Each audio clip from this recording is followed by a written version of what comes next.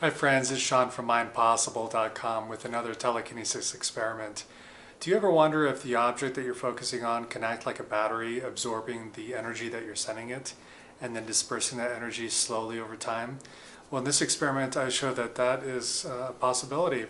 In this video you see me, I've got two pieces of tin foil. They're about the same size, they're brand new, haven't used them before, and I set one of them aside.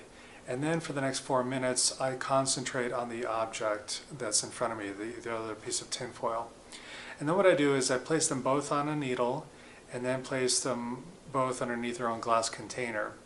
And then you see that for a few moments I kind of linger to the side, but then I eventually go to another room entirely so that I can just get out of the picture. And then I come back a few minutes later to see what happened. Did the object that I had focused on for a few minutes start to move on its own and disperse the energy that it was unable to disperse when it was on the table? So I think the results will be interesting. Check it out.